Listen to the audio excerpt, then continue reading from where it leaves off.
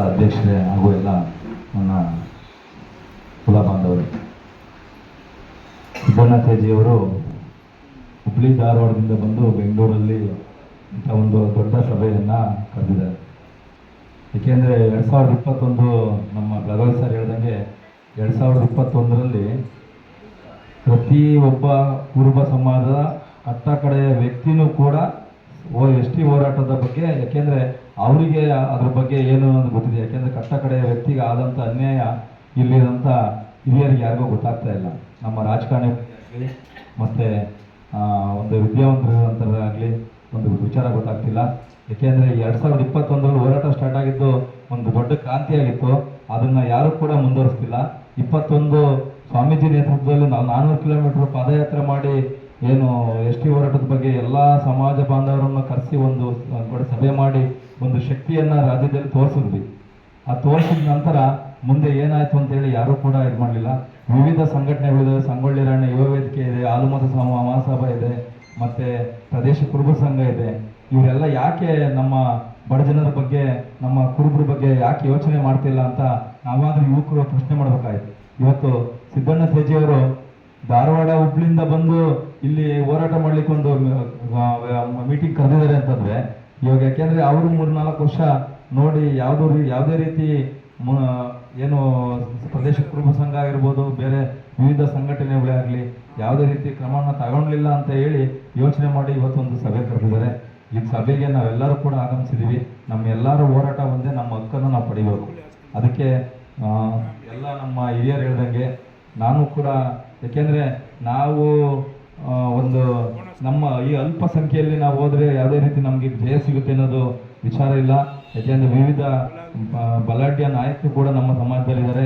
ಮತ್ತು ನಮ್ಮ ನೇತೃತ್ವವನ್ನು ವಹಿಸಿದಂಥ ಅವತ್ತಿನ ನಮ್ಮ ಸಮಾಜದ ಕುಲಗುರುಗಳಾದಂಥ ಶ್ರೀ ನಿರಂಜನಪುರಿ ಸ್ವಾಮೀಜಿಯವರಲ್ಲಿ ಈ ಹಿಂದೆ ಮೌರ್ಯ ಭಟ್ಟರು ಮೀಟಿಂಗ್ ಕರೆದಿದ್ರು, ಬಾಗಲಕೋಟೆ ಕಾಶಿನಾಥ್ ಅವರು. ಅವಾಗಲೂ ಕೂಡ ಆ ಸಂದರ್ಭದಲ್ಲೂ ಕೂಡ ನಾನು ಹೇಳಿದ್ದೆ, ನಾವು ಹೋರಾಟ ವಿವಿಧವಾಗಿ ಬರೀ ಬಿಡಿ ಭಾಗವಾಗಿ ಹೋದರೆ ಯಾವುದೇ ರೀತಿ ಹೋರಾಟಕ್ಕೆ ಜಯ ಸಿಗಲ್ಲ.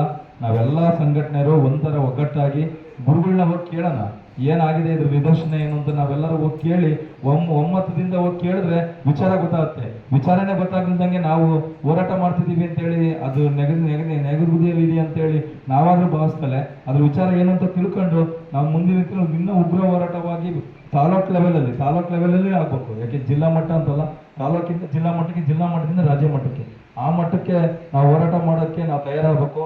ಅದರಲ್ಲಿ ಅತಿ ಹೆಚ್ಚಾಗಿ ನನ್ನ ಎಲ್ಲ ಯುವಕ ಬಾಂಧವರಲ್ಲಿ ಹೇಳ್ತೀನಿ, ನಾವು ಇದರಲ್ಲಿ ಅತಿ ಸಂಘಟನೆ ಆಗಬೇಕು. ಯಾಕೆಂದರೆ ನಮಗೆ ಮುಂದಿನ ಪೀಳಿಗೆಗೆ ಅವಕಾಶ ಆಗಬೇಕು. ನಮಗಂತೂ ಸಿಕ್ಕಿಲ್ಲ ಅಂತಂದ್ರು ನಮ್ಮ ಮುಂದಿನ ಪೀಳಿಗೆಗಾದ್ರೆ ಈ ಒಂದು ಅವಕಾಶ ಸಿಗೋಂಥ ವ್ಯವಸ್ಥೆ ಆಗಬೇಕು.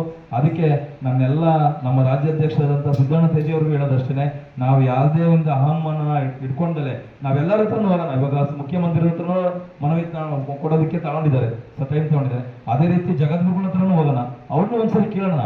ಅವ್ರು ಮಾಡಲ್ಲ, ಅವ್ರೇನಾದ್ರು ನಮ್ಮ ಜೊತೆ ಸಪೋರ್ಟ್ ಮಾಡಲಿಲ್ಲ ಅಂತ ಸಂದರ್ಭದಲ್ಲಿ ಆಮೇಲೆ ಮುಂದಿನ ನಿರ್ಧಾರಗಳನ್ನ ಯಾವ ರೀತಿ ತಗೊಳ್ಬೇಕು ಅಂತ ಹೇಳಿ ನಾವಾದ್ರೂ ಯೋಚನೆ ಮಾಡೋಣ. ಯಾಕೆಂದ್ರೆ ಅವತ್ತು ಜಗದ್ಗುರುಗಳು ಪಾದಯಾತ್ರೆ ಮಾಡಿದಾಗ ನಮ್ಮ ಒಂದು ಪಕ್ಷ ಮಾತ್ರ ನಮಗೆ ಸಪೋರ್ಟ್ ಮಾಡಿತ್ತು. ಬಿಜೆಪಿ ಪಕ್ಷದಲ್ಲಿ ಇದ್ದಂಥ ಅವತ್ತಿನ ಮುಖ್ಯಮಂತ್ರಿಗಳಾದಂಥ ಬೊಮ್ಮಾಯಿ ಅವರು ನಮ್ಮನ್ನ ಕೇಂದ್ರಕ್ಕೆ ಶಿಫಾರಸು ಮಾಡಿದ್ರು. ಅದೇ ಕೆಲವು ಟೆಕ್ನಿಕಲ್ ಪ್ರಾಬ್ಲಮ್ ಇಂದ ಅದು ಮತ್ತೆ ವಾಪಸ್ ಬಂದಿದೆ.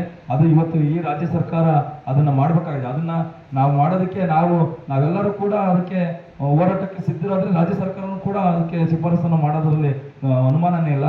ಹಾಗಂತ ಈ ಸಂದರ್ಭದಲ್ಲಿ ತಿಳಿಸ್ತಾ ನಾವೆಲ್ಲರೂ ಮುಂದಿನ ದಿನ ಒಂದು ದಿನ ನಿಗದಿ ಮಾಡಿ ಜಗದ್ಗುರುಗಳನ್ನ ಭೇಟಿ ಮಾಡೋಂಥ ವ್ಯವಸ್ಥೆ ಮಾಡೋಣ. ಇದೇ ಒಂದು 500 ಜನರಿಂದ 1000 ಜನರನ್ನು ಜಗದ್ಗುರುಗಳನ್ನ ಕರ್ಕೊಂಡು ಹೋಗೋಣ. ಯಾಕೆ ಅವ್ರ ನಿಂತಿದೆ, ಏನಾಗಿದೆ ವಿಚಾರನ ತಿಳ್ಕೊಳ್ಳೋಣ. ಅವ್ರ ನೇತೃತ್ವದಲ್ಲಿ ಇನ್ನೂ ಒಂಚೂರು ಉಗ್ರ ಹೋರಾಟವಾಗಿ 2021ರಲ್ಲಿ ಏನು ಒಂದು ಹೋರಾಟ ಆಯಿತು, ಅದೇ ರೀತಿ ಈ ಒಂದು 25ರಲ್ಲಿ 26ರಲ್ಲಿ ಆ ಕ್ರಾಂತಿ ಆಗಲಿ ಅಂತ ನಾನಾದರೂ ಕೂಡ ಭಾವಿಸ್ತಾ ಜಗದ್ಗುರುಗಳ ನೇತೃತ್ವದಲ್ಲಿ ಮುಂದಿನ ದಿನಗಳಲ್ಲಿ ನಾವು ಈ ಕಾರ್ಯಕ್ರಮವನ್ನು ನಡೆಸೋಣ ನಾನಾದರೂ ಇಲ್ಲಿ ಒಂದು ಆಶೆಯನ್ನು ವ್ಯಕ್ತಪಡಿಸ್ತಾ ನನ್ನ ಎಲ್ಲ ಸಮಾಜ ಬಾಂಧವರಿಗೆ ಹೊಂದಿಸಿ ನನಗೂ ಕೂಡ ಮಾತಾಡ್ಲಿಕ್ಕೆ ಅವಕಾಶ ಕೊಟ್ಟಂತ ಎಲ್ಲರಿಗೂ ಹೊಂದಿಸಿ ನನ್ನ ಮಾತನ್ನು ಮುಗಿಸ್ತೀನಿ. ಜೈ ಕನಕ, ಜೈ ಸಂಗೊಳ್ಳಿ ರಾಯಣ್ಣ.